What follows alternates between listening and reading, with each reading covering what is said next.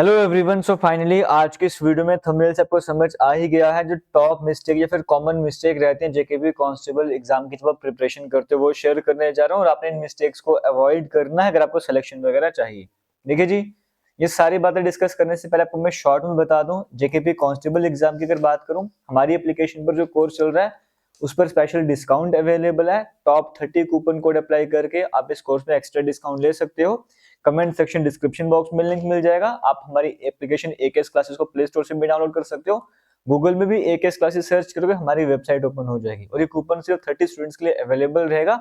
अब हम आते हैं अपने टॉपिक की तरफ, जो कॉमन मिस्टेक्स रहते हैं जेकेपी कांस्टेबल एग्जाम की तैयारी करते वक्त। देखिए, अभी जब मैं वीडियो बना रहा हूँ ऑफिशियल सिलेबस फिलहाल आया नहीं है। आप में से कई सारे एस्पिरेंट्स ऐसे हो सकते हैं जो वेट करेंगे ऑफिशियल सिलेबस का, एक बार सिलेबस आ जाए उसके बाद सिलेबस के अकॉर्डिंग प्रिपरेशन करना स्टार्ट करूंगा या प्रिपरेशन करना स्टार्ट करूंगी। एक इस तरह के एस्पिरेंट्स यहाँ पर हो सकते हैं। तो उन सभी को मैं बोलना चाहूंगा ऑफिशियल सिलेबस का फिलहाल वेट मत कीजिए। सिलेबस मैक्सिमम 90% प्लस चांसेस है कि जो लास्ट टाइम सिलेबस था वही देखने को मिलेगा। जेकेएसएसबी का यही ट्रेंड चल रहा है, जो लास्ट टाइम सिलेबस था वही सिलेबस रिपीट होता है। जो लास्ट टाइम का सिलेबस है उसके अकॉर्डिंग ही आपको तैयारी करनी है और इनके सिलेबस में चेंजेस होते भी हैं तो भी जो लास्ट टाइम सिलेबस में पोर्शन था वो चेंज नहीं होने जा रहा है। तो ऑफिशियल सिलेबस का वेट मत कीजिए, आज से तैयारी करना स्टार्ट कीजिए, टाइम लिमिटेड रहता है।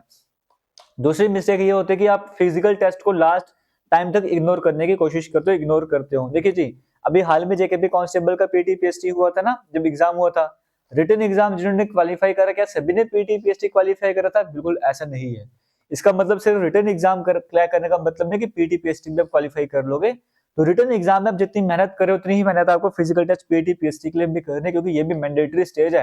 अगर यहाँ पर फेल हो जाओगे तो जितने मर्जी अच्छे मार्क्स ले लो, आपकी सिलेक्शन नहीं होने जा रही है। तो जितनी तैयारी आप रिटर्न के लिए दे रहे हो उतना ही टाइम आप फिजिकल टेस्ट को भी देना स्टार्ट कर दो। रनिंग वगैरह पुशअप्स वगैरह पे फोकस करना स्टार्ट करो। ये भी आपके लिए उतने ही इंपॉर्टेंट है जितना रिटर्न एग्जाम आपके लिए इंपॉर्टेंट रहता है। तो टाइम वेस्ट मत कीजिए इस पर भी। नेक्स्ट इंपॉर्टेंट मिस्टेक हो जाती है कि हम क्या करेंगे जी, जेकेएसएसबी के जेकेपी का तो पेपर को आपने देखना ही देखना लास्ट टाइम में जो भी हुआ है। साथ साथ जेकेएसएसबी के जो रिसेंट एग्जाम हुए, लास्ट ईयर एग्जाम हुए, जितने भी जेकेएसएसबी के एग्जाम हुए उनको आप इग्नोर कर रहे हो। उन जब आप कोई भी टॉपिक करते हो या कोई भी चैप्टर समझते हो, कोई भी सेक्शन कंप्लीट करते हो, उस सेक्शन से जेकेएसएसबी में कौन से क्वेश्चंस आए थे आपको वो इग्नोर करते हो, तो प्रीवियस ईयर पेपर आप नहीं देखते हो, वो मिस्टेक करते हो। तो ये टेंशन वगैरह मत लेना। अगर आप मुझसे पढ़ रहे हो तो मैं आपको प्रीवियस ईयर क्वेश्चन साथ करवाता रहता हूँ, तो वहां से आपको उसकी टेंशन लेने की जरूरत नहीं पड़ेगी। बट आप सेल्फ स्टडी कर रहे हो ना, तो प्रीवियस ईयर पेपर को बिल्कुल भी इग्नोर मत कीजिएगा। और क्या मिस्टेक रहती है, आप क्या करते हो, आपका जम्मू कश्मीर का पोर्शन स्ट्रांग होता है, क्या पता नेशनल वाला वीक होता है, या नेशनल वीक होता है जम्मू कश्मीर स्ट्रांग होता है। तो आप सोचते हो एक स्ट्रांग है, दूसरे को वैसे कर लेते हैं, इग्नोर करना स्टार्ट कर देते हैं। वो इग्नोर नहीं करना है, क्योंकि कंपटीशन ज्यादा आपको देखने को मिलता है। कंपटीशन जब ज्यादा है वहां पर अगर किसी सब्जेक्ट को इग्नोर करोगे, किसी टॉपिक को इग्नोर करोगे, तो आपका ही लॉस होने वाला है। क्या पता जो सेक्शन आपको अच्छे से आता था वहां पे क्वेश्चन कुछ घुमा के पूछ देगा, आप वो क्वेश्चन अटेम्प्ट ही ना कर पाओ, कुछ भी हो सकता है ना। तो इसीलिए आपको किसी भी सेक्शन को इग्नोर नहीं करना, हर एक सेक्शन को इक्वल इंपॉर्टेंस आपको दे दी है। टाइम आपके पास अब भी आप अच्छे से तैयारी कर सकते हो। उसके बाद क्या होता है, देखो जी, मैथ और कंप्यूटर का डर आपको देखने को मिलता है। कई सारे बच्चों को मैथ का डर होता है, वो इस वजह से मैथ को सेक्शन को छोड़ देते हैं, कंप्यूटर का डर होता है। किसी को किसी सेक्शन का डर देखने को मिलता है। देखो जी, अगर आपको मैथ नहीं आता था, आपको रीजनिंग का पोर्शन नहीं आता, आपको कंप्यूटर नहीं आता, वो पास्ट की बात थी। अब आपके पास 5 से 6 महीने का टाइम है ना, इस टाइम आप अच्छे से तैयारी कर सकते हो, बेहतरीन तरीके से तैयारी कर सकते हो। तो आपको पास्ट एक्सपीरियंस कैसा है उस पर मत जाइए, बेसिक लेवल से पढ़ना स्टार्ट कीजिए, बिगिनर लेवल से पढ़ना स्टार्ट कीजिए। किसी भी तरह की प्रॉब्लम को नहीं आने वाले, और हमारी एप्लीकेशन पर हम आपको बिगिनर लेवल, जीरो लेवल से ही पढ़ा रहे हैं। तो किसी भी सब्जेक्ट के डरने की जरूरत नहीं, किसी भी सब्जेक्ट को इग्नोर करने की जरूरत नहीं है। हाँ, आप ये कर सकते हो कि आपको बाकी सब कुछ ठीक लगता है, सिर्फ मैथ में प्रॉब्लम आती है, तो मैथ के तो सारे टॉपिक अगर आपको नहीं करने, 2 से 3 टॉपिक ऐसे जो एनालिसिस के अकॉर्डिंग पता लगता है एग्जाम में क्वेश्चन कम बनते हैं, आप उन 2-3 टॉपिक को स्किप करके बाकी टॉपिक कवर कर सकते हो। ये काम आप कर सकते हो। नेक्स्ट मिस्टेक क्या होती है, रूमर्स पे बिलीव किया जाता है कि पेपर इजी आता है, पेपर डिफिकल्ट आता है, केस हो गए, पेपर अब नहीं होगा, ये है वो है। आपको अपना टाइम सेट करना है कि मेरे पास 5 से 6 महीने का टाइम है, जून में पेपर होगा, जुलाई में पेपर होगा, वो टारगेट सेट कर लिया।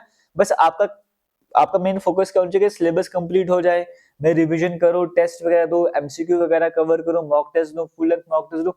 इस पे आपका फोकस होना चाहिए, बाकी रूमर्स पे फोकस नहीं होना चाहिए। रूमर्स पे बिलीव आपको नहीं करना है। मेंटल मिस्टेक, आप अपने आप को दूसरे कंपेयर करना स्टार्ट कर देते हो। उसको जैसे मैं पढ़ाता हूँ बच्चों को, बच्चे बोलते हैं भाई ये रीजनिंग के सारे क्वेश्चन सॉल्व कर रहे हैं, इनको जीके का पूरा पोर्शन आता है, मुझे नहीं आता। तो उससे कोई फर्क नहीं पड़ रहा, आपको नहीं आता कोई फर्क नहीं पड़ रहा।